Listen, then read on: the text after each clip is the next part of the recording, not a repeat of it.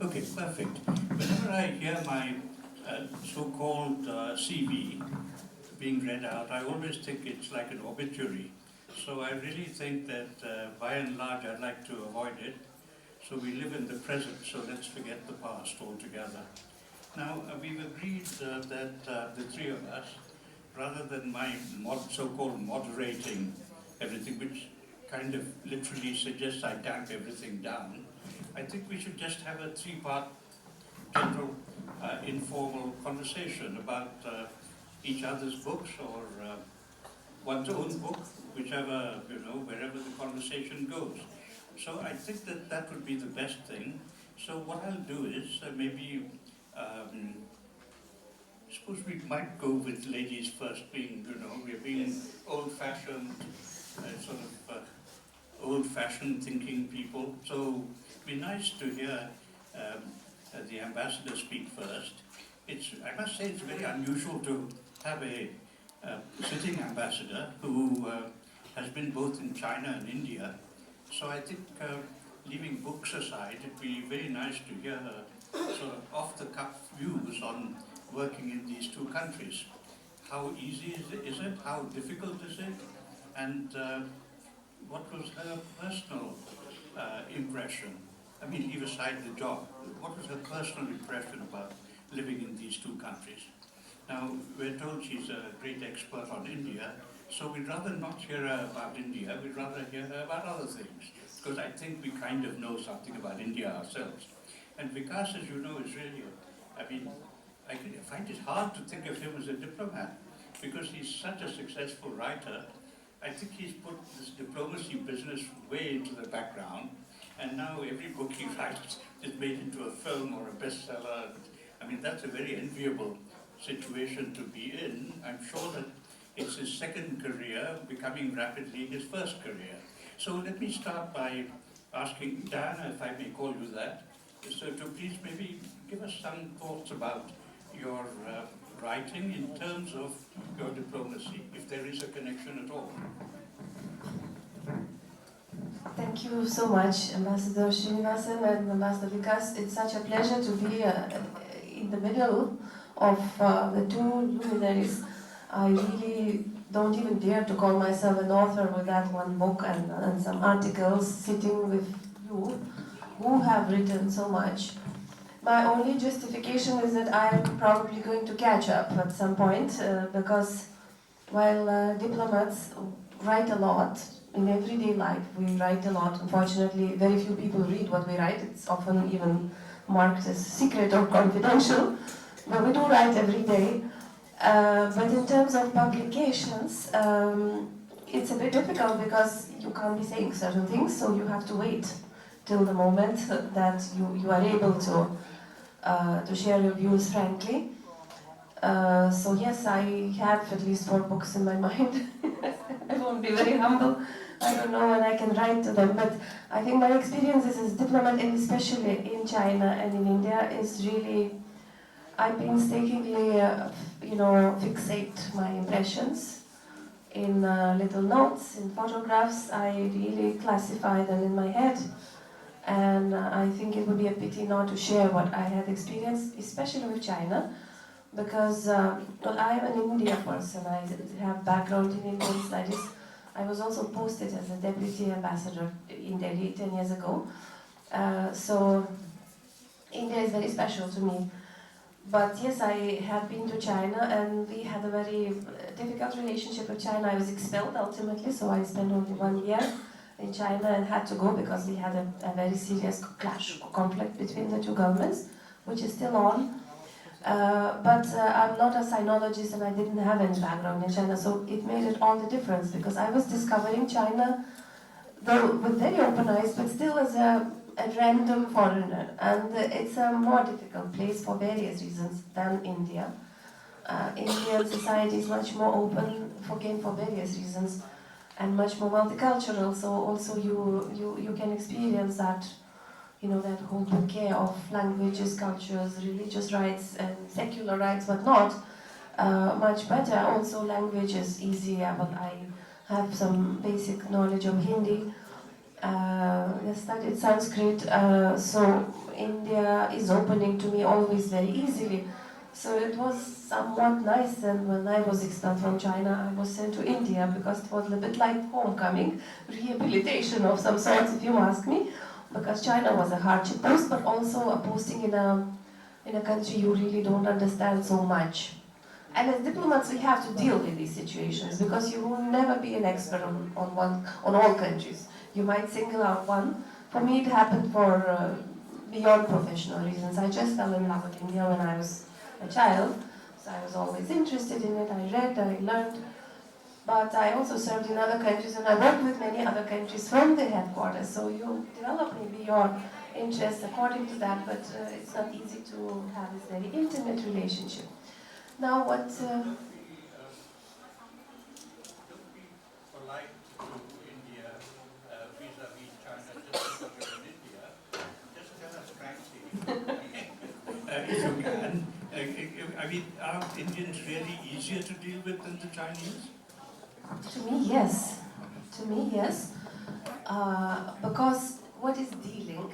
Dealing is on professional levels. You have your objectives, so you have to, go and, some trade deals, some legal deals, some, cultural activities or whatever. But dealing is always just a superficial result of a human dealing, that comes before that.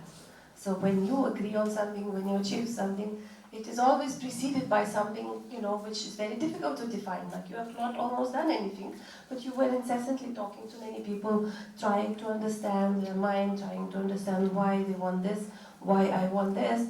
So yes, again, this is not to say that China is bad or India is good, because I was a bit of a stranger in China, that's one thing. Second thing, we had tense relationships. Even when I went to Beijing, I knew that was going to be a rough ride. I didn't expect to be going home so soon. But yes, India is definitely easier, and also many Don't you think that India is very chaotic compared to China? Yeah, perhaps yes. If that tells you anything. Yes. But we are democratic compared to China, and I think that probably makes it easier to talk to Indians. See, to me, it's always a human relationship. And when I was talking to someone like me who served both in China and India, he said that it's really, you leave China with a few friends, and you live India with hundreds and thousands of friends, depending on you. And friends, you mean not just fleeting acquaintances, but people whom you are happy to see again, to keep in touch, So there might be a linguistic problem there, and part of it is true. But also it's a communist regime which really restricts people's abilities to reach out, to speak to foreigners. And many situations when I had was that you're meeting someone who can converse in English, because I did not speak Chinese. But I'm afraid to be too frank, because I don't know, everything is surveyed and recorded. He might get in trouble if I ask him something that I would really like to ask. And this is very different in India. You might disagree on many things, and it's a very harsh debate inside what many people like and the others don't like, and they share with us as foreigners a lot. So I have a diversity of views, but I have not seen that, and even I did not really have that, maybe I should not ask something because the person should be, might get in trouble. No, it's in fact very two objective differences. I'm not dwelling into a national character. I think I know Chinese people not enough to make comparison, because I know Indian people much, much better. But the type of regime in China and language, and it's also related, because Chinese people, when China opened, they wanted to learn English, and when I was leaving China, this was being restricted. So in secondary schools, teaching of English was getting reduced. Every month there would be some restrictions. So they have banned all the Twitter, WhatsApp, and so on. And they live in a bubble, so of course they don't know. They don't pick up the basics of English, and this is also a result of a regime which is very controlled. Do you feel like writing a book on China? I definitely am going to write. I have my files. I've copied them into a few places so that if one disc is damaged, I even have a title, but I won't share. A few pages is a good start. Well, even the title is a good start, I think. Vikas, do you still consider yourself a diplomat? No, sir. I mean, I call myself an ex-diplomat. So I would say Diana is a distinguished diplomat. I am an extinguished diplomat.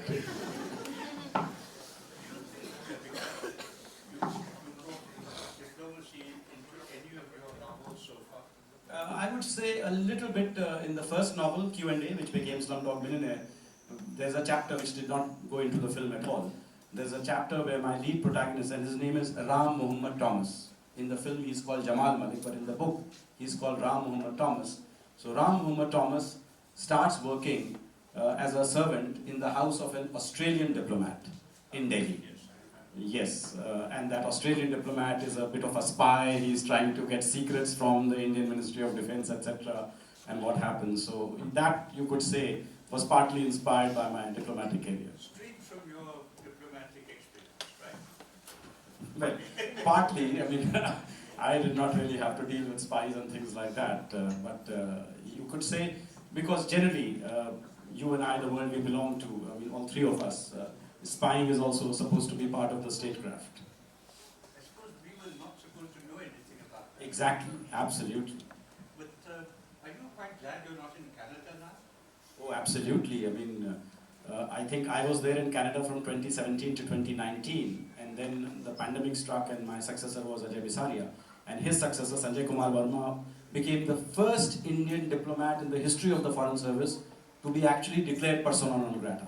Because from Pakistan, Bisaria was withdrawn. Pakistan and India withdrew their high commissioners, but he claims to be the first Indian diplomat who was declared persona non grata. First Indian ambassador who was declared persona non grata. Therefore will be famous forever. Yes, I suppose so. But I don't know, I would have liked that against my title or not. Although, Diana, are you the first Lithuanian diplomat to be expelled? First ambassador to be expelled? No, even though in my case it was not persona non grata, they just asked me to leave, so I'm a little unclearly below it. Okay.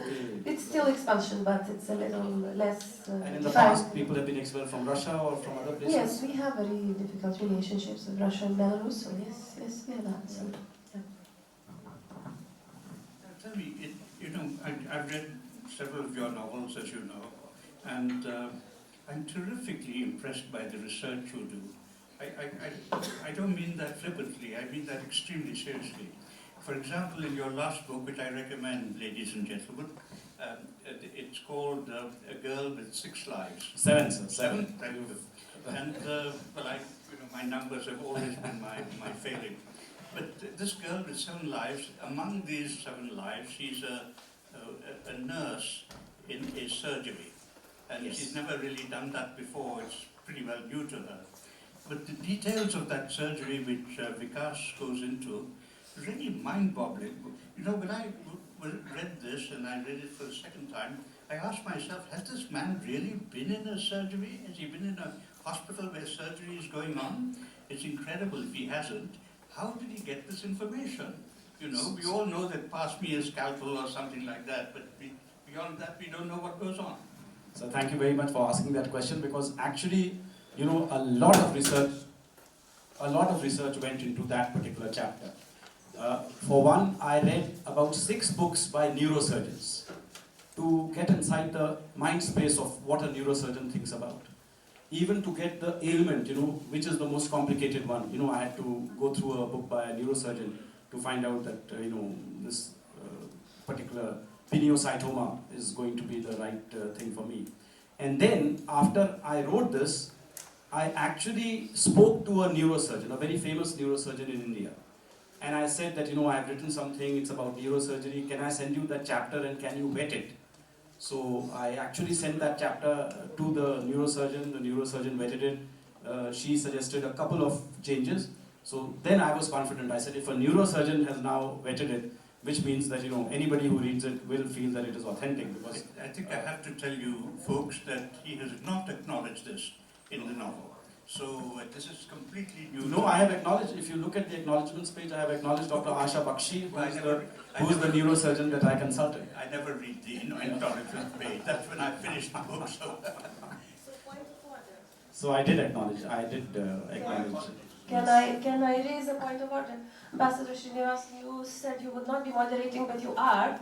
So maybe it's for us now to ask you about your life as a diplomat, ambassador, and a writer, and balancing all the three. Because ambassador and diplomat, I think, is also little before you become ambassador in normal circumstances. You are a diplomat for many, many young years, and we should not discard it because that's what sometimes. In our case, at least 18 years. Before you become ambassador. Same. So exactly. I think I sort of distinguish between the two because as ambassador it's easy because you are given all the credits, titles and honors.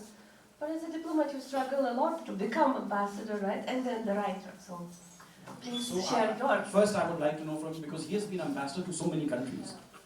So which was the posting that you enjoyed the most in terms of all your ambassadorial postings? I'm taking that question seriously. Because I suppose it's a question one gets asked quite a lot, and one never really has the answer to that. I think in many ways the most satisfying, as opposed to enjoyable, the most satisfying assignments that you have are the most difficult ones. And the cushy ones, if I can use that expression, the easy ones, where you can kind of take things easy because the political side looks after itself and everything else. There's probably no economic relationship worth talking about. And you can do your own thing. In my case, there was one such posting where I really enjoyed contacting the academic community. And that was fine as far as I was concerned. Everything else was going along by itself, really. But I would say that was not satisfying. The really satisfying places were, in retrospect, of course, not at that time, but the really tricky ones, where you couldn't get to meet anybody you wanted to, where every single thing was difficult, you never knew whether any of your activities were going to be successful or not. So, I think those were the really tricky places, and I would say that in my time, things always change. In my time, Nigeria was very, very tricky, in so many respects. Whereas we had a lot of relationship in the railways, in the military services, among our expatriate workers and so on. We had a lot of things going on with Nigeria. But to get anything to be done by the government, whether it was purchase of oil or whether extension of contracts or whatever, gosh, that was really something almost impossible. You had to work not only directly, but in a roundabout way, sometimes through the back door, sometimes hanging around the ministers' offices without really any chance of seeing them at all. Then you'll be told that he's in London or something, after waiting 3 days there. So, it was extremely frustrating. And that was in general in Nigeria, because Nigeria and India have always had a good relationship. Well, as I say, in many ways, we had a wonderful relationship. We had so many expatriates. We had a railway team running their railways. We had 6 or 7 military teams there from all 3 services, Air Force, Army, Navy. But yet, for an outsider, things were going really well. But for an insider trying to work the system, the government system, it was pretty well, it was like Sisyphus, the man who tried to roll a stone uphill. The stone kept on rolling back again. It was terribly frustrating. But on the success scale, it was rather good. So, your question has to be sort of separated into many parts. I'm sure you found this so as well. Yes, for me, my most challenging post was Canada, because, when I went there, the relationship was good, and suddenly, because of the Khalistan issue, the relationship deteriorated completely. And in fact, at one point, I had to ask the Canadian Foreign Office, please tell me, am I in Canada or am I in Pakistan? And they said? They were diplomatic about it. But China, you see, for us is very interesting as a neighbor, and we know that it's difficult to work there. And yet some of our Indian, a little before your time, Indians who've worked there have been very, very fond of China. As a person, they've collected Chinese art, they've learned the language, and they've been really quite taken by living there. In China, we've had good times and bad times, as you know. From people's memory now, they can only remember the bad times, but there have been good times as well. And So I think that your experience in China would be really interesting to us, because there are some heads of mission who worked in both countries, but not many. You're one of the few, and so your experience is really rewarding. Well, again, I guess what we had to go through in China is again different from what India must, the core issue might be, the problems might be different. In our case, it was a problem of China dominating and telling us what to do, where at some point a tiny country like Lithuania decided to push back, which surprised them to the extent that they switched on all possible ways of pressurizing us into, because that's apparently what they succeeded doing with many other countries, small countries. But if you talk about the country as such, civilization, culture, wow, it's of course, and this is one moment where I would say I'm blessed and happy, forever grateful to have at least attempted, at least sniffed, around. That's something. Well, yes, I didn't have enough time even for an outsider with a non-Chinese, no background in Chinese studies. But still, it's incredible, and I think if this was a country with an open government, which would encourage cooperation, I mean, we would have all benefited a lot from that relationship. But unfortunately, and I am the one who was born in dictatorship. I am born and grew up in Soviet Union, where it was, the narratives, the thoughts, the ideas, the books were completely controlled. But since there was no high tech at that time, people still knew what to say, when, with whom to talk what. And this disobedience or even making fun of the Soviet regime was so widespread that, we still have these anecdotes. I wish someone would record them as a lore, as a folklore of living in totalitarian regime. But the problem is that now it's the age of high tech and surveillance and recording, and COVID made it just so much worse, absolutely, as if like it was so handy for them to clamp down with absolute control because of the COVID, because your phone, your app would be tracing your footsteps, your ideas. I mean, diplomats would be reluctant to speak under the lamppost because Are you sure that doesn't happen in India?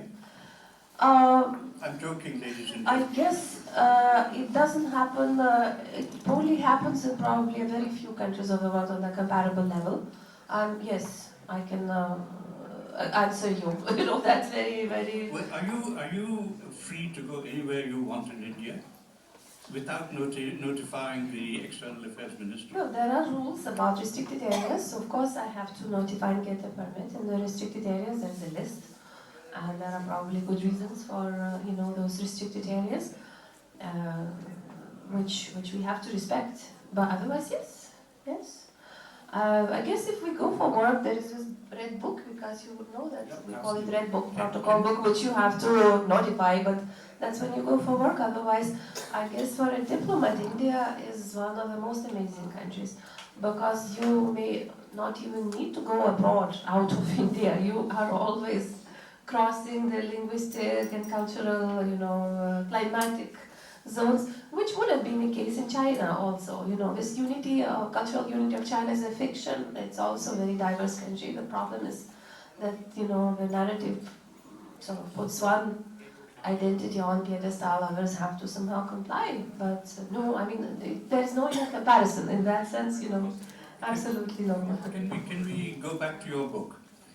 All My Indias. What are All My Indias? Well, that's a very misleading name. When I published it, I realized how bad it was. Because I wrote it in 2010, I published it in 2011, when I was already getting posted to India as a diplomat. So it's based on my non-diplomatic experience of student of Indology.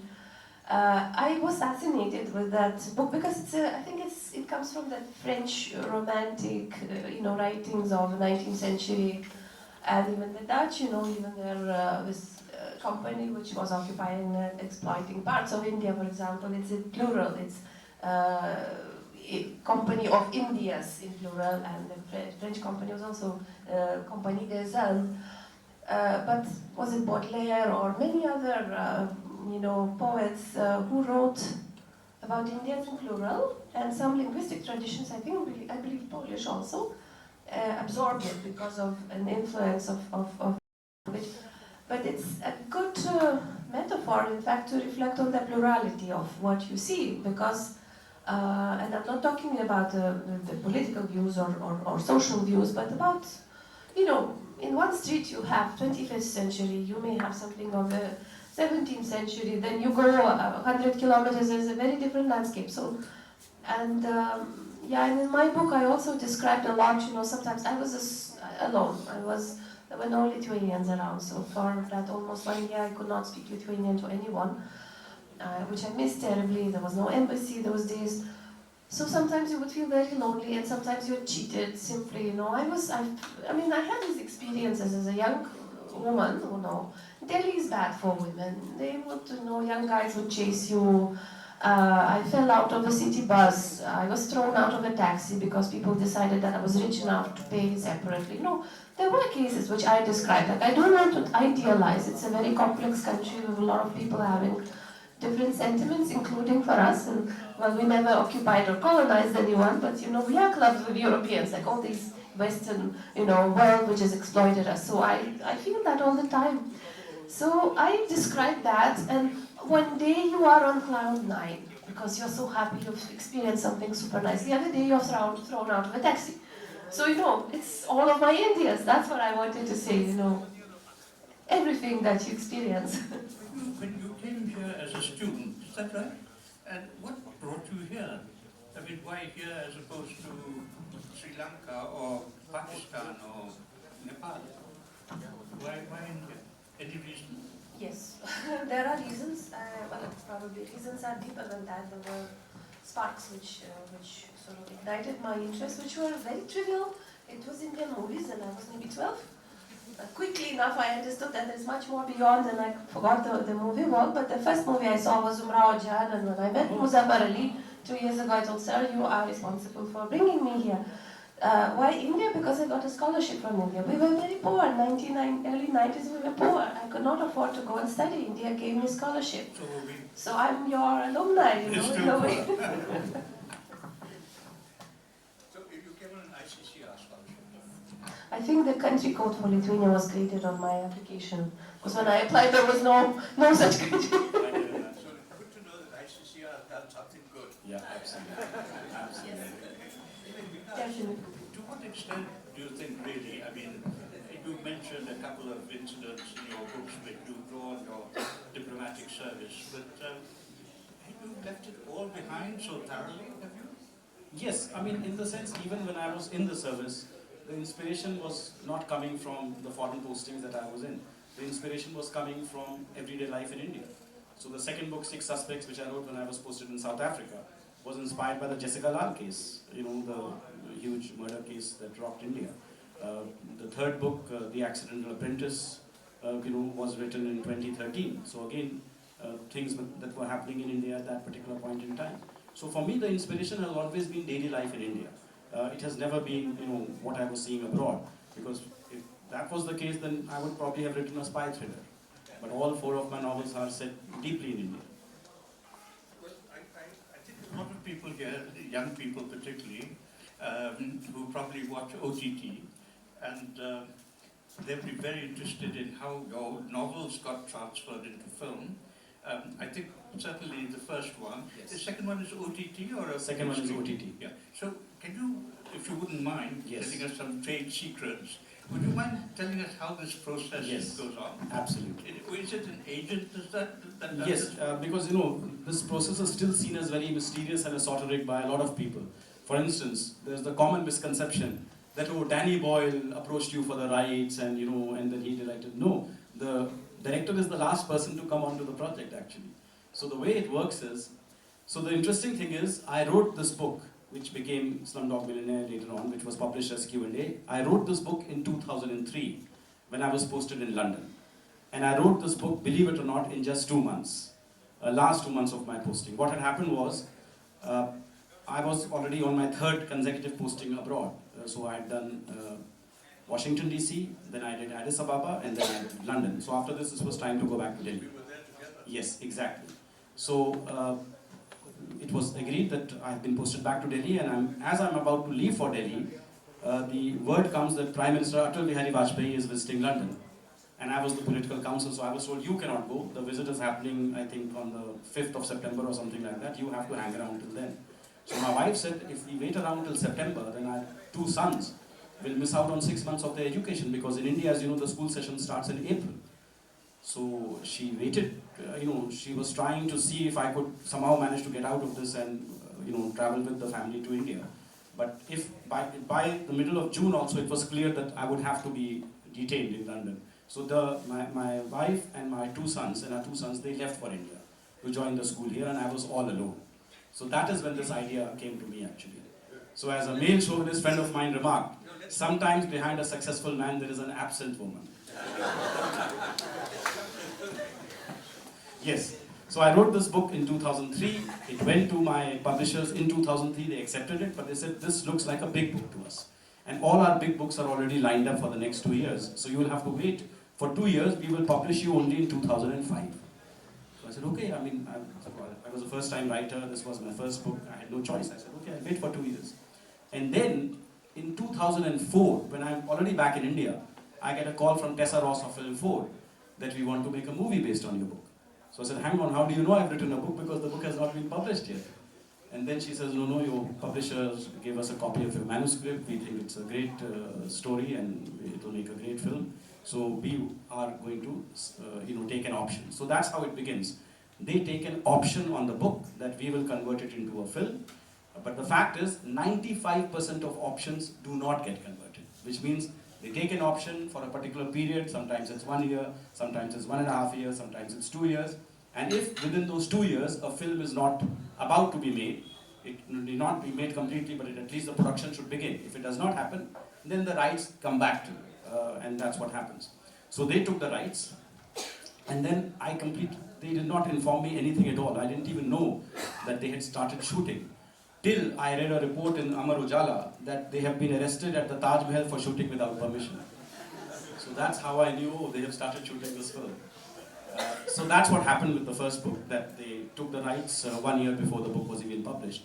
For the second book, and then what happened was, after the book came out in 2005, I get calls from Sanjay Leela Bhansali and Shah Rukh Khan's production and Sriram Raghavan and Govind Nilani. Half of Bollywood wanted to make a film on it. And I said, sorry, I cannot give you the rights because I don't have the rights. The rights are with Film 4. So for the second time, for my second book, 6 Suspects, again the same thing was happening. Even before the book had been published, offers had started coming, oh, it's your second book, we would like to make a movie. And I said, no. I didn't like that experience, that some people didn't get a chance to bid on the book at all. So I waited for the book to be released, and then of course BBC made me an offer, and then Govind Nilani made me an offer. So I said, okay, why don't you take the Indian rights, the Hindi film rights, and I can give the English rights to BBC. They said, no, we will also take the global rights. So eventually, the rights were first with BBC, then with a company called Starfield Productions. For 8 years, the rights were with them. They could not make the film. Then the rights went to a Chinese company.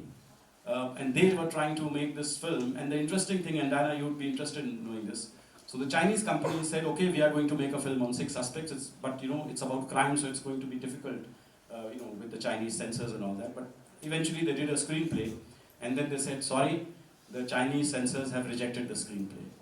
So I said, what happened? They said, no, we are showing a lot of crime and corruption in China, and they said in China there can be no crime and corruption. So I said, then what will happen? They said the Chinese censors gave us a way out. They said there can be no crime and corruption in China, but you can set the movie in Hong Kong. Hong Kong you can have full crime and corruption. So that rings true. But Diana, when is your book going to be made into a film? I really don't think it's worth. My first task is to make it available in English because it's still in Lithuanian only, which is why I cannot show it to. Now Google Translate is pretty good, and 2 weeks ago I translated almost half of it for the Hyderabad Literature Festival because the moderator wanted to read. But I have to say, because I'm very happy also to inform you that your book, the film in fact, based on your book, Slumdog Millionaire, is referred in my book. Oh, okay. Because, you know, in the chapter on film stars, when I want, because Lithuanians, Europeans will probably not understand what massive love and adoration India has for its film stars. So I actually used that, you know, the toilet scene where... It was not in my book, by the way. Okay. The shit scene was not in my book. But to give an idea of how devoted a person could be to a film star, because that's what I wanted to try, you know, because in India you quickly get into this, you take it for granted, but back in Europe it's very difficult to understand, so I had to explain so much of what was behind our experience. Otherwise it remains like a, you know, an old diary which is like, you know, becomes an awkward, uninformative, unevocative, you know, piece of paper. But no, I mean, I'm not yet. Well, we'll wait and see. But I'm very intrigued. I know that your book, All My Indias, was updated last year. What were the elements that you updated? Is that changes that have taken place in India, or changes that have taken place in Diana? Neither. I have to say neither. I was chased by my editor. I thought this book died, like I served the purpose. 2 editions came out, sold out in 2011, 2013, and it's like, and yes, it became outdated because, you know, the commentaries I was writing was already with 10 years after the diary, so I tried to update, and then they got outdated by themselves. So there's a lot of statistics, there were a lot of you know, guesses or forecasts which I made in 2010 about the India of 2015, of 2020, and now we are a good 15 years from that. So I initially I didn't want that 3rd publication, but the author was very adamant, so I sat through the text and I updated it to do away with the old statistics and old forecasts, basically. But I wrote an introduction where I actually made 2 big disclaimers. First, India has changed a lot, but I didn't really want to insert so much of it in the book. Let it be the monument to India of 1999, where I was a student, and 2010 when I was commenting on 99, so to say. But in my 3rd introduction, I made that disclaimer, and that me has changed as well, and many other reader has changed, because when I was in India as a student, as I said, there was hardly anyone from my country. We could not afford, we did not travel to India so much. Then people started traveling extensively, you know, our GDP grew and fascination for India was always very high in Lithuania. And this is exactly what prompted me to write, because around 2010, those fleeting, you know, blog-like commentaries started appearing. Somebody has come to India for a month, wrote a rickshaw and wrote a book. And it was very superficial. So I said, at least I have really spent a lifetime studying and a good 1 year living in campus on the street, like really living the life of a common Indian. So I have a little more right? So to comment on that. So I held on very long. My motto was, if you cannot not write, don't write. But at some point I was like, what they're all writing about? I have to say my thing, you know. So I don't know, I updated certain things only just to keep it as a monument to 2010-11, that period. When I retire. But Master Srinivasan, now we all have read your very interesting spy thrillers featuring Ambassador Marco. And the interesting thing is he's not an Indian ambassador, he's a Somalian ambassador. So what made you create this character called Ambassador Marco? That is such an easy question to answer. Thank you so much. Because there was such a person. I met him. He was with me in Southern Africa. Okay, so Yeah. he's Well, a I real think person. I better tell you something about this. Yes. Now, this gentleman, gosh, I shouldn't go into too much detail. I was in Zambia at a time when the whole of the south of the Limpopo River, which is the river between what was Rhodesia, now Zimbabwe, and the north of Africa, was actually white dominated. So it was a no-go area even for us, let alone for the Africans.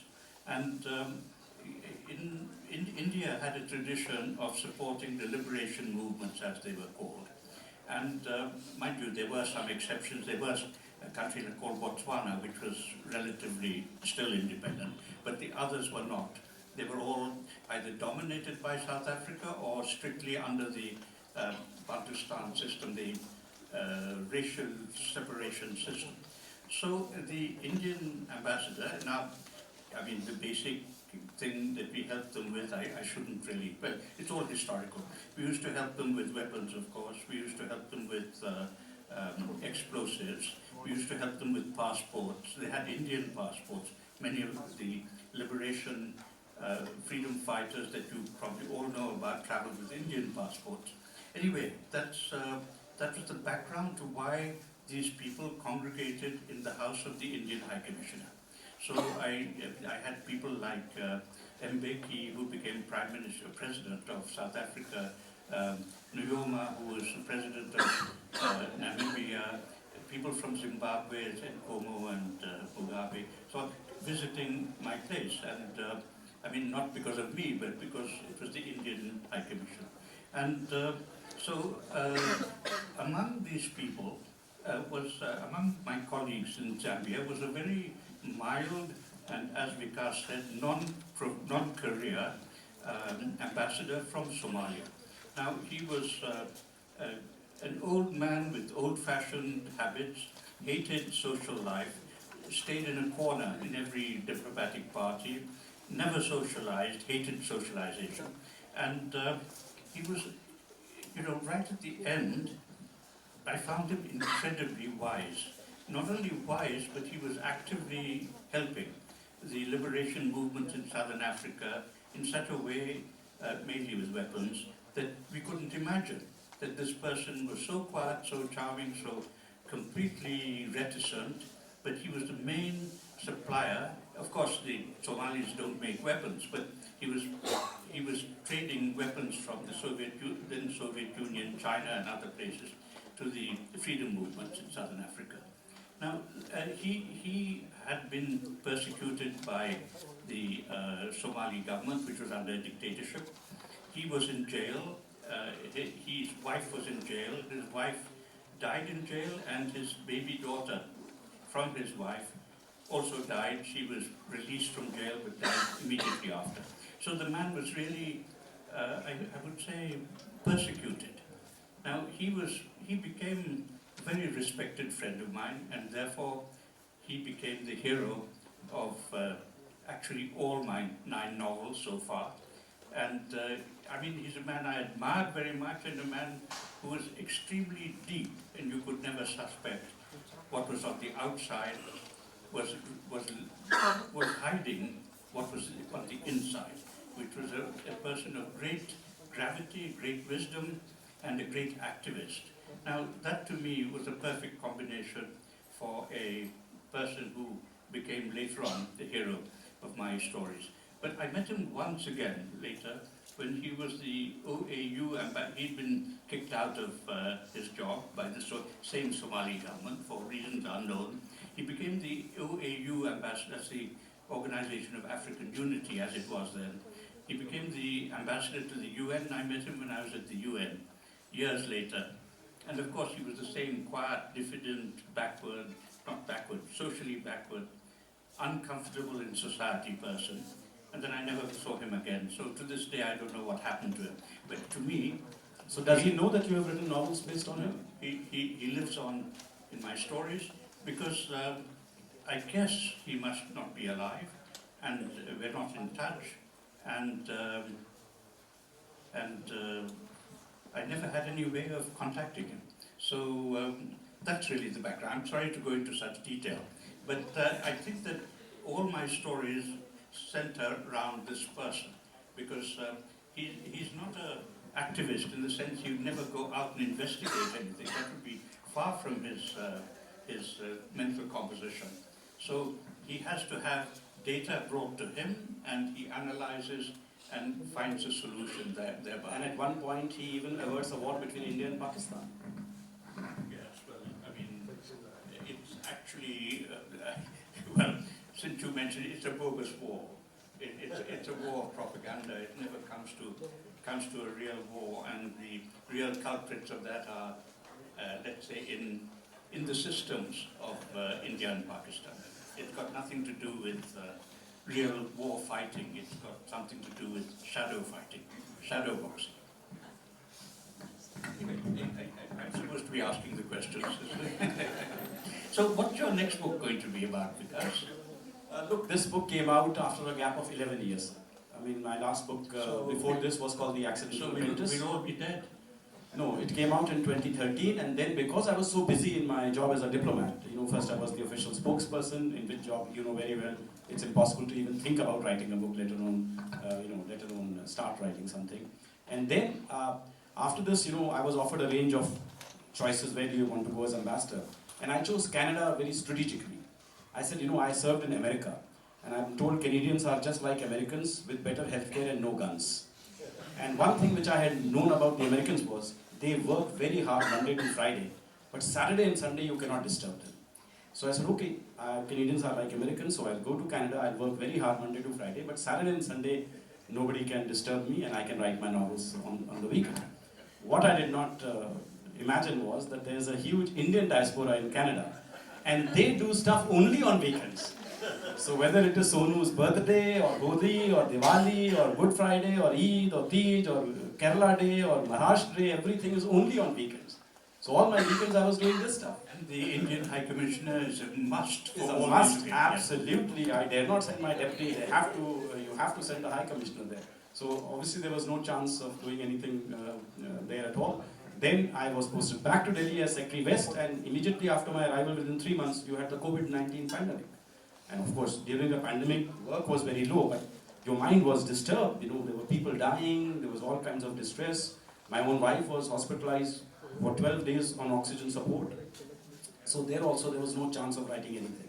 And then the transition started, from a government servant to a private citizen, from a government house to a private house.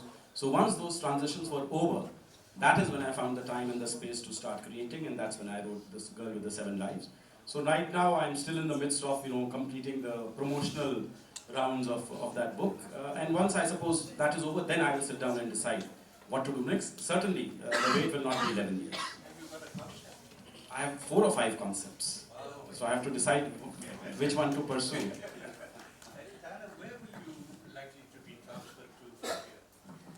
When I was appointed to India after China, people were really teasing me, what more?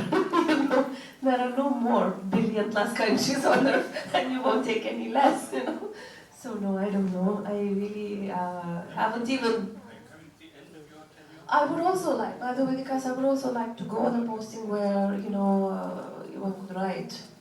Maybe a small, cool, calm country in Europe somewhere. Because India is really keeping us very, very busy.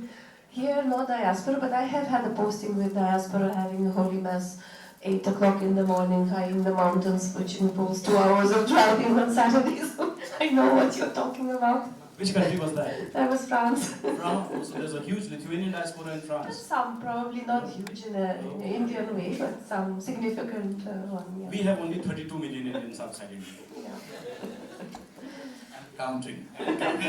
But Diana, wouldn't you like to, in your next book, tell Indians about Lithuania?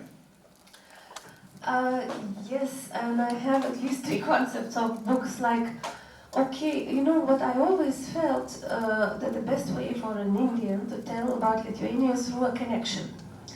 Because I was always very interested in researching some connections, some human connections mostly, where we have this unique linguistic connection between Lithuanian and Sanskrit, because Lithuanian is considered to be the closest sister language to Sanskrit, which is a very peculiar... Closest sister language to Sanskrit? Among living ones, right? Because probably ancient Latin would be... Yeah, true. But then there are people who have traveled, so I've actively researched several of them. There was one biker who went on a motorbike to India in 1929. There was no road in Europe. But he went and he reached, he lost his bike in Iran, but he reached Bombay on a ship. Spent 6 years there. Then we have this amazing connection between Mahatma Gandhi and Herman Kallenbach, who was from Lithuania. He's known as a German, but he was from Lithuanian. Yeah. Okay. They spent very intensive for 10 years in South Africa when Gandhi was becoming Mahatma in that making, you know. So I think through these stories. And then recently I discovered a missionary, a priest who spent 60 years in India, close to Pune. And I went on his trail. I visited the villages where we still remember him because he died in 2010. And he was so Indianized, and he is very Marathi, and he had this funny nickname, Father Baba Lapsi. Lapsi is a Marathi sweet dish, so because his name was Lapshis, so Baba Lapsi Baba, and you know the way people totally sort of go and get into, and you know he brought certain things from Lithuania which local people started practicing because of his spiritual influence. They probably don't understand that they're from Lithuania. So I think these are the narratives which are just waiting for me to get to a quieter posting. But tell me, has any Bollywood film been shot in Lithuania or not?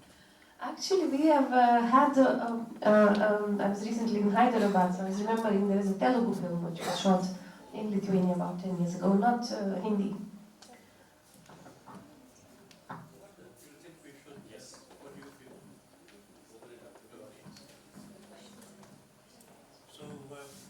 Maybe it's time for us to embrace the audience, and you may like to ask our distinguished authors about something or other. Some stray thoughts. Give us your opinions on something. Oh, wonderful. I don't think so. You mentioned your character Marco. Now there is in the world of techno-military thrillers, there is a Captain Marco who is supposed to be from Vilnius. Oh, So, okay. so I'd like to ask Ambassador if she has any ambitions of writing about Captain Marco, the submarine captain. So, No, it's probably not my cup of tea, but about the biker, yes. Because it's probably as adventurous as it is to be spending 2 years on a motorbike through all the Middle East and I mean a lot of countries which were at that time in chaos. Not that there is less chaos now on that route, but probably bikers would be more of my angle, not captains. Where was the Captain Marco from? he's actually the role played by Sean Connery in The Hunt for Red October. Oh, yes, Okay. What's his name, Marco? Captain You Marco sure? Regis. Really? Okay. I have to search it. And he's referred We to all as know about that. He's Yeah. referred to as the Vilnius schoolmaster. Yeah, interesting. Interesting. But then part of the Soviet Union, of course. Anyway, I should explain my sort of character from the real life is called Michael Marco. My fictional character is called Michael Marco as well. Now, why would Michael Marco be from Somalia? I mean, big question. Well, because he was born in Italian Somaliland, and he's a Catholic, so unusual, but it can be true. In fact, there was such a person called Michael Marco. He was from Italian Somaliland. When Somalia was a colony, there was Italian Somaliland, French Somaliland, and British Somaliland. So you can take your pick and decide. This gentleman was from Italian Somaliland. But what about the younger people? No one wants to be a diplomat? To find out how to get in? And still become a writer. And still become a writer, as you correctly say. You have all heard that it takes a good 2 decades at least to become ambassador from becoming a diplomat, so it's not a very fast path. We obviously haven't convinced you that it's an interesting career. This is absolute failure on our part. And gives you good plots to write books as well. Can I tell you a fascinating story about one of my first writing assignments when I became a diplomat? I was a young attaché in the Foreign Office, barely, probably 1 month in service. I was desk for India and Asia at that time. All of Asia was under one person who had to do things. And I think to this moment, it remains one of the most interesting assignments I have ever had. But the President's office had asked me to write something up on talking points for our President meeting Aishwarya Rai, who just won Miss World and came to Lithuania, and the President had to meet her. And of course, they were at a loss. What would the President, speak to a Miss World, Indian beauty? And that was like, okay. But at that time I was already very firmly on Indian studies, and I remember there was this huge yellow dictionary, Monier Williams dictionary of Sanskrit English, or an English Sanskrit, I think it's by Lingual. So I brought it, I remember, in the public bus I was carrying. It's like a huge building block carrying to office. I said I should study through some things, in the dictionary, I'll find the answer. And my first hint was, let me Google, my God, there was no Google at that time. It was let me search Aishwarya within the meaning of the name, And there were in the dictionary, there would be 10 meanings, because every Sanskrit term would have lots of meanings. I wrote all of them down, and then I said, look, it really connects beauty with spiritual, with good and the spiritual depth, and, that etymology sort of evolved before me. I read something, I wrote something, I sent it off. And then 2 days later, I'm reading in the papers that Miss World has paid a call on the President, and she was very impressed how well the President of Lithuania knows Indian philosophy. So that was my validation of my efforts. The President began by telling Aishwarya, I can tell you the meaning of your name.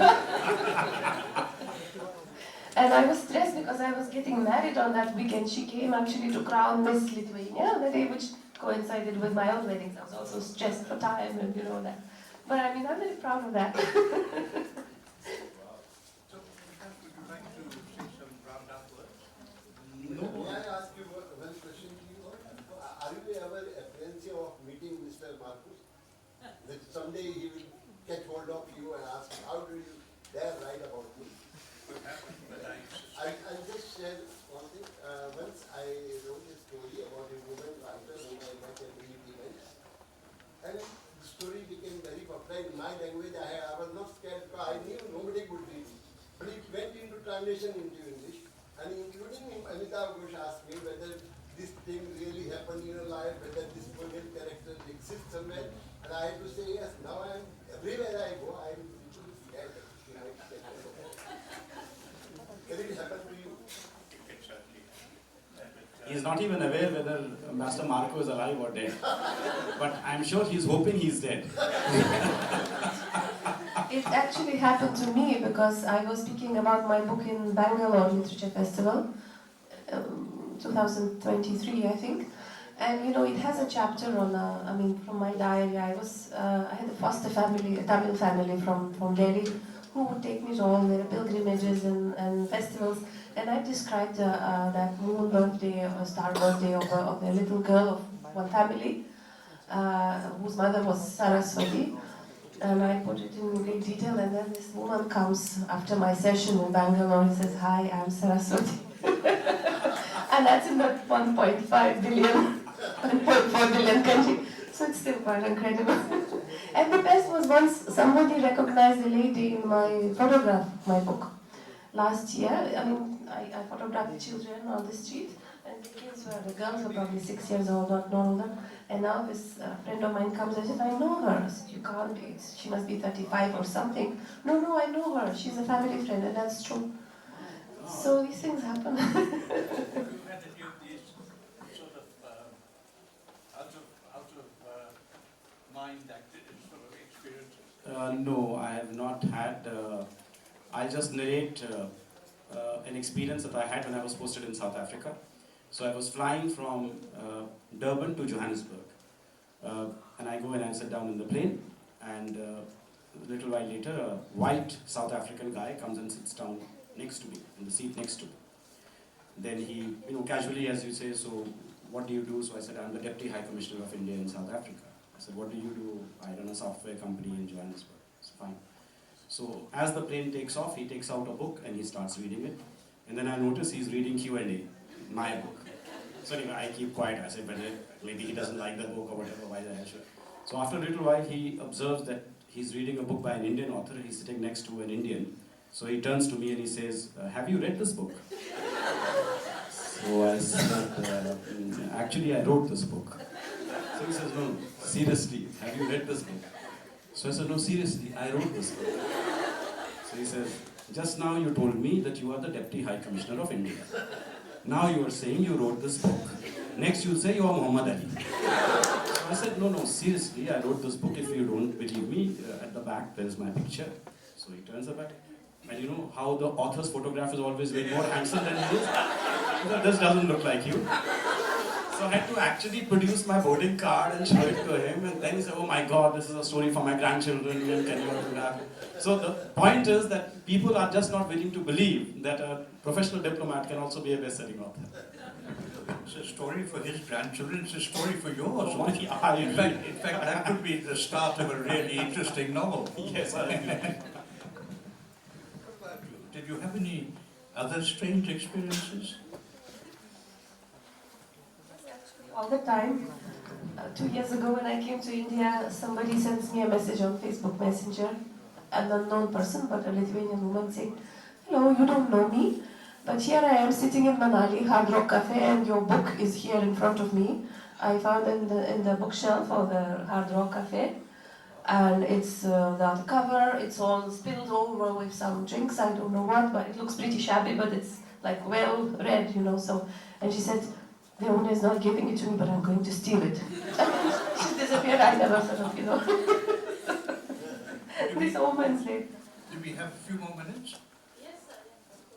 I never know when. So what about, have you had any experience of Master Srinivasan? No, but I'd like to ask your opinions about something.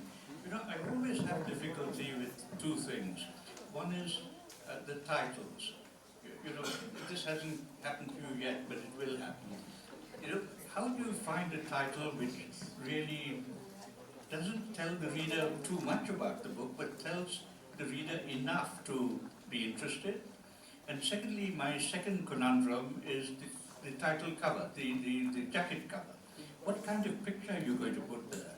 You know, so that's a very tricky one. I find that very difficult, and no one seems to be able to advise. That the publisher doesn't, the agent doesn't, nobody knows. How do you choose this? So I think, yes, let's start with Diana. How did you choose All My Indias? So, since I was posted in France, my first posting was in France, and I read a lot of French literature. I can read French. This French concept of plurality of India was somewhat something that struck. It just came. I can't explain how. It just came.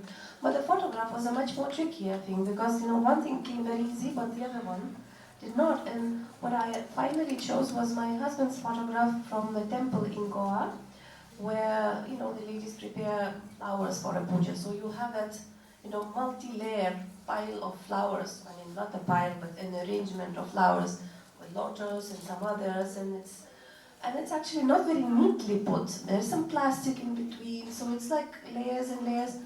And I said, like, it really represents that plurality and a bit of a chaos, you know, everything is there. And the funny thing, when the publisher wanted now, last year, to reprint it, they replaced the photograph, this one, with a very neat puja flowers arrangement from internet, which I resisted. I said, no, I have to stick to my old one. It's basically the same, but it's with all the plastic and some, I don't know, tarpaulin or something, which is like sticking out of that new, you know, nice flower composition, and it stays with that. So it was, I mean, one came easy, another one, yeah, took us a very good deal of time and torture, I would say. So for me, the title comes first. I cannot start a book unless I know what it's going to be called. So for the first book, it was very, very clear that the title has to be Q&A. Because the whole thing, it was set around a quiz show, and you know what's the main dynamic in a quiz show is the question and answer format. So I chose Q&A, and the publishers also agreed with Q&A. But when the film was being made, the first thing I was told is that, sorry, we will have to change the title because there is already a Hollywood film called Q&A with Nick Nolte. So at that time, of course, Simon Beaufoy, who wrote the screenplay, had no idea it will be called Slumdog Millionaire. And I'll just tell you the quick story of how he came to call it Slumdog Millionaire. So he says that he was doing research, deep research on the screenplay in Dharavi, in Asia's largest slum, and he saw a street dog. And the word that came into his mind was underdog. And from underdog, he coined slumdog. Of course, what he did not realize was that later on, when the film would come out, the Slum Dwellers Association of India would file a case against Simon Beaufoy and Danny Boyle for calling their film Slumdog Millionaire, because in their lawsuit they alleged that by calling their film Slumdog, they are calling us dogs because we live in slums. Of course, the Bombay High Court, Madras High Court threw out the case saying, this is nonsense, there is no such word called slumdog in the Oxford Dictionary. So they lost the case, but what they did was, they went and purchased 2 dogs, and they named one dog Simon and one dog Danny. You start with the title. I start. So for the second book, because I did not see that book really as a murder mystery, I really saw it as a genre-busting, tale of looking at India through 6 different eyes. So my title was 6. Just 6. Because it's a story of 6 different people who are all caught up in a murder investigation. But the publishers, in their wisdom, they thought, no, 6 is too mysterious, it does not reveal anything at all. So they changed it to 6 suspects. So, you may think this is impertinent, but why do your titles always have numbers in them? Yeah, I don't know this, because see, maybe because in the first book, there were 13 questions. Second book has 6 suspects, so 13 minus 6 is 7. So my third book was called, my original title was The 7 Tests of Sapna Sinha. But when it went to the British publishers, they said, no, people won't understand it, they think it's very Indian, so they called it The Accidental Apprentice. But then again, for this one, I came back to the girl with the 7 lives. And people asked me that, why the girl with the 7 lives? So I said, if I had made it the girl with the 9 lives, people would think she's a cat. And 5 lives would have made the book very thin. So 7, I think there's something talismanic about 7. Why do we have the 7 wonders of the world? Why not 6 wonders of the world? Why do we have 7 habits of highly effective people? So I think there is something about the word 7. And for me, 7 was just right. So the next one will be 9. I don't know. Yes. So, would you like to say anything else? No, I think we've covered and nobody is interested in asking any question, which is very surprising. I thought, these are inquisitive, girls and boys from Dibrugarh University. No, there's a lady. Last chance, maybe. But he needs a mic. Ma'am, Ambassador, I have a question for you. Oh, wait. Can you give Question for her the Diana. mic? Yes, Mic. yeah, take this mic. And you might identify. Yes, who you for want. Diana. She wants to ask Diana. She's asking Oh, Diana. sorry, beg your pardon, I didn't hear that. Madam Ambassador, my question is for you. My question will be not related to literature, but a part of your career only. Ma'am, we have often heard about ambassador's wife hosting dinners, lunch as a part of diplomatic traditions. Ma'am, does your husband also this role for you? And if no, how do you take on these responsibilities in a different way? Thank you so much for this question, because the gender issue gender aspect wasn't touched, and at some point I wanted to come in when you said that successful writer with an absent wife, remark. In that case, I would have credited my book with the writer with a present husband, because I wrote my book with 2 babies, and my husband will come home, we would have dinner, and then I'll take a laptop and go to a pub to write till midnight. That would be my writing routine, basically, just because somebody was there who could take care of the 2 small kids. But, my husband is not with me on this posting, so no, he doesn't take these responsibilities. And I have my own husband, I have my own wife. In a way, gender issue is a little complicated in diplomacy for women, starting from the fact that even 30, 40 years ago, there were no women ambassadors, literally. In our service, for example, we have a annual prize given for best communicator of our foreign office, whose name is Magdalena Arietėnaitė. That was a very talented diplomat in 1930s in Lithuania before Soviet occupation. but she never became ambassador because the commission which was appointing ambassadors was consisting of men, and it's recorded. They consulted and they said, look, she's really good. She set up our news agency, which became the national news agency, and she was a communicator, top one really. But she never became ambassador because they consulted and they wrote down in the protocol, no women can be ambassador. So this is the world we entered about 30 years ago. It's really changing, but yes, I mean, traditional roles have really eroded. We need much more support, and they're just, and I guess, we recently discussed a lot about, for example, women, Indian wives of diplomats. You know, there was a lot of discussion. There was association, and the books are being written on the plight of women who served absolutely, fully dedicated way, never really to be acknowledged in that way. But these roles are changing. Women also want their careers. They not necessarily go on a posting with her husband, just like husbands. So I think we have entered a very different, era of diplomacy for us. So I would encourage young women, to take it on. Life has changed, world has changed, and it's waiting for you. Do you find any discrimination in India as a woman?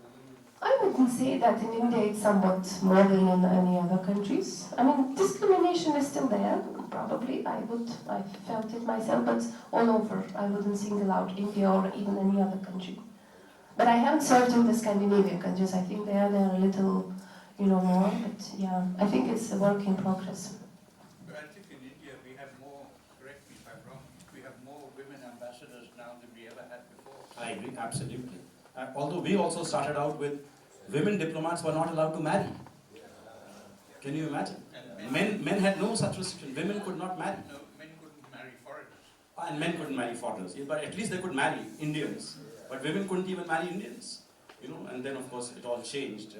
And now I think there's complete gender parity. It's a different world in India as well, equally. So. So I have a question too.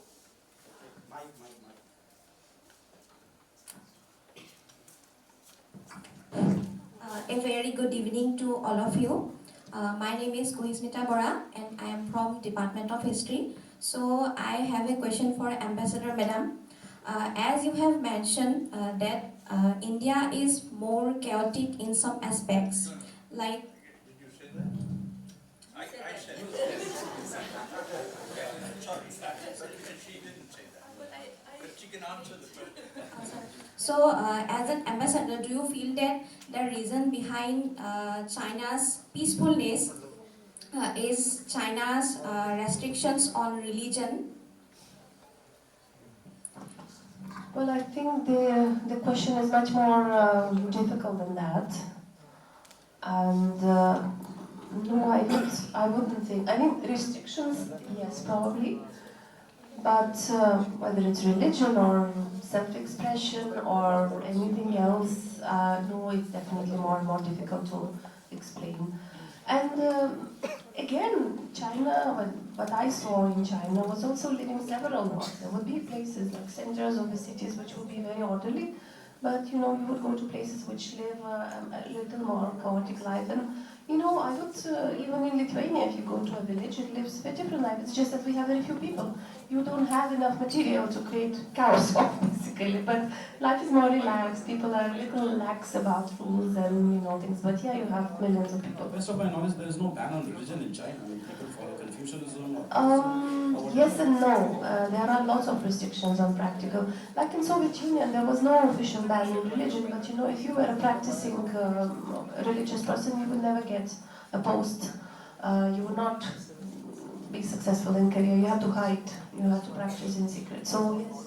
Is the Chinese Communist Party officially atheist? I think so. But again, probably I would be afraid to mislead.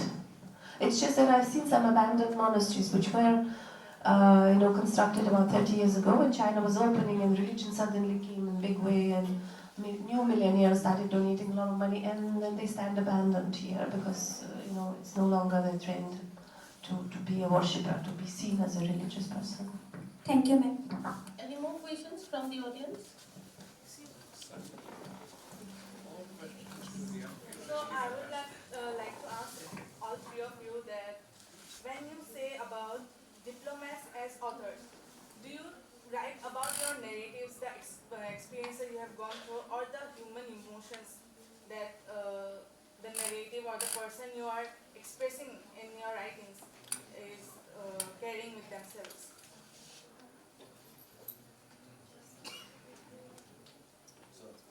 Yes. I think the question is that when diplomats as writers, then is it your personal emotions coming through, or is it your experiences? I think that's what she's asking. Is that right? That's the question. I was asking that the narratives you put on, do you try to But go through the human nature? I think you've got to separate diplomats as authors between the diplomats who write fiction and the diplomats who write non-fiction, to start with. Because as far as diplomats who write non-fiction are concerned, there are plenty of them, probably more than those who write fiction, in fact. I mean, there's no question of subjectivity. I mean, they write it as they think they see it. So I think that question doesn't arise for most of the diplomats who write. That would agree with that, I think. That's completely subjective. But when a diplomat writes fiction, I think that Mr. Vikas SWARUP has clearly shown that you get away from diplomacy altogether. I mean, you're in the realm of fiction entirely. So the question doesn't really arise in that case. No, I think she wants to know that, what is the filter you use? How do you capture those emotions, right? Yes, so, I mean, for instance, my latest book is written from the perspective of a woman. I'm not a woman, so I have to, put myself in the shoes of a woman and see how the world looks from her eyes. A man looks at the world very differently from the way a woman looks at the world. So that's the only way. All literature is appropriation. You appropriate characters that you don't own, and the only way to do it, in my opinion, is to become that person, that quality of empathy, and you start imagining the world from that perspective, because that's the only way you can write. And to me, I can take that leap of faith, because at the end, human emotions are the same. Whether you are man or woman or rich or poor or Western or Indian, the emotions are the same. Love, hate, jealousy, revenge, all these emotions remain the same. And that's what allows you to take that leap of faith and say, okay, I can write from a woman's perspective, because at the end of the day, the emotions that a woman goes through are the same as the emotions that a man goes through. And I can testify that there's not a vestige of diplomacy in Vikas's latest book. Absolutely. One last question from the audience. Hello everyone, my name is Antara Kaur and my question is for Sir Vikas.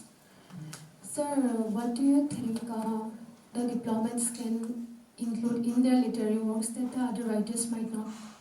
What do you think the diplomats can? Include unique insights in their literary works that the other writers might not. I think we're too presumptuous for us to think that diplomats have a different take on the world. I think the fact that we are exposed to different cultures, and when we live in a particular country, we get a much deeper understanding of that culture. You go to Japan as a tourist for 7 days and you think you understand Japan, but you don't. But when you live in Japan for 3 years, 4 years, then you get a much deeper understanding of of what it means to be a Japanese, what is their DNA. So I suppose, because diplomacy is also at the end of the day a study of human behavior. It's a study of relationships.